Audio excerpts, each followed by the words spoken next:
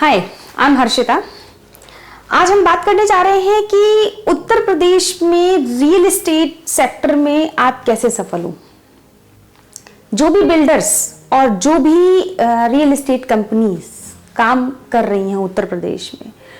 तो उत्तर प्रदेश में सबसे पहले तो उन्हें ये बात समझने की जरूरत है कि अगर आपको सफल होना है तो आपको कल्चर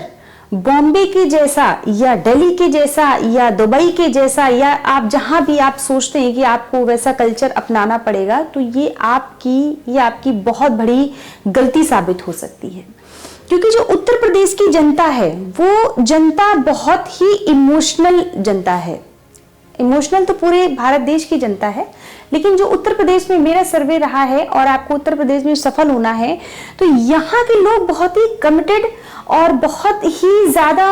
अपने बजट को देख करके चीज लेते हैं। तो आपको सबसे पहली चीज ध्यान में रखने की ये जरूरत है कि आप जो प्रोजेक्ट बना रहे हैं वो पब्लिक को ध्यान में रख करके प्रोजेक्ट बनाइए। आप कोशिश ये करिए कि आपको ज्यादा से ज्यादा कस्टमर कैसे मिल सकता है, उस चीज को ध्यान में रख के आप प्रोजेक्ट बनाइए। यदि आप एलीट क्लास का प्रोजेक्ट बना रहे हैं तो ये ध्यान दीजिएगा कि ग्राहक तो उसके भी उत्तर प्रदेश में बहुत हैं, लेकिन फिर ऐसे बिल्डर्स और ऐसे रियल एस्टेट कंपनीज को अपने आप को जल्दी में लेके नहीं आना होता है, क्योंकि जो एलीट क्लास का प्रोडक्ट होता है वो प्रोडक्ट सेल होने में कुछ समय लगता है, क्योंकि उसके कस्टमर ढूंढने में थोड़ा सा समय लगता है, राइट। अब होता क्या है, प्रॉब्लम कहां पर है कि लोग प्रोजेक्ट पे प्रोजेक्ट बना के छोड़ दे रहे हैं और उनके प्रोजेक्ट सेल नहीं हो रहे।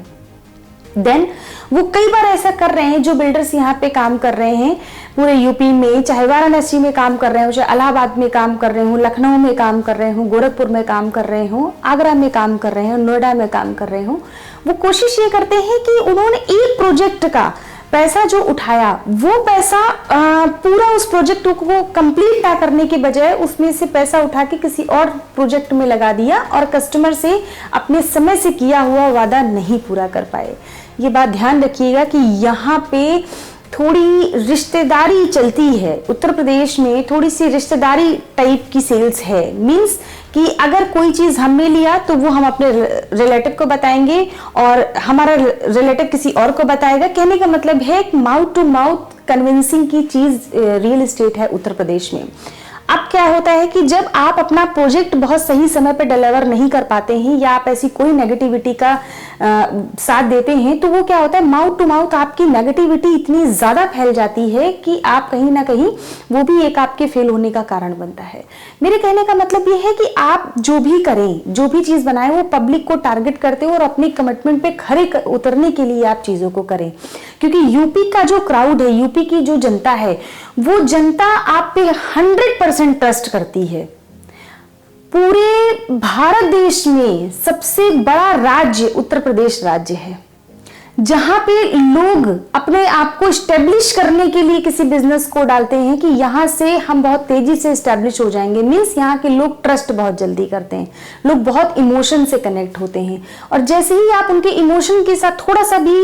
सा भी जाने अनजाने, आप चाह के तो बिल्कुल भी नहीं करेंगे, लेकिन जाने अनजाने अगर उनके साथ थोड़ा सा भी खेल होता है तो वो आपके साथ कहीं ना कहीं वो आपके साथ में कनेक्शन नहीं क्रिएट कर पाते हैं। तो कहने का मतलब ये है कि पहली चीज, आप प्रोजेक्ट को बहुत बेहतरीन तरीके से पब्लिक को टारगेट में रखते हुए, और अगर आप उस चीज का पोजीशन,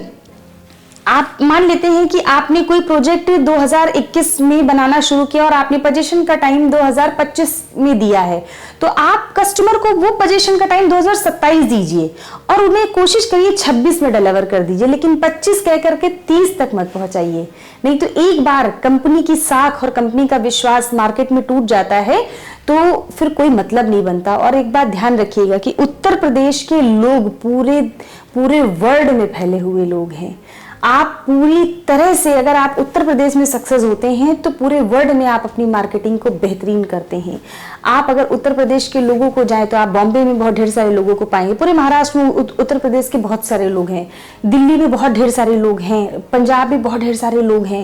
इनफैक्ट इंटरनेशनली लोग बहुत हैं, कनाडा में बहुत हैं, दुबई में बहुत हैं, एन नंबर ऑफ कंट्रीज में भी उत्तर प्रदेश के लोग हैं। तो कहने का मतलब है, अगर आपने उत्तर प्रदेश को विन टू विन सिचुएशन में ला दिया तो पूरे हिंदुस्तान में रियल एस्टेट में आपकी साख बनाने से आपको कोई रोक नहीं पाएगा। दूसरी एक बहुत महत्वपूर्ण चीज, कस्टमर से कंपनी का रिलेशन मैनेजमेंट बहुत अच्छा होना चाहिए। अगर वो रिलेशन मैनेजमेंट कंपनी से कस्टमर का नहीं है तो भी यहाँ पे आपको काम करने में प्रॉब्लम आएगी, क्योंकि यहाँ पे लोग पैसे से ज्यादा सम्मान के भूखे हैं। तो सम्मान देने का प्रयास जब भी आप अपने ग्राहकों को करेंगे तो आप कभी भी फेल होने की कैटेगरी में नहीं पहुंचेंगे।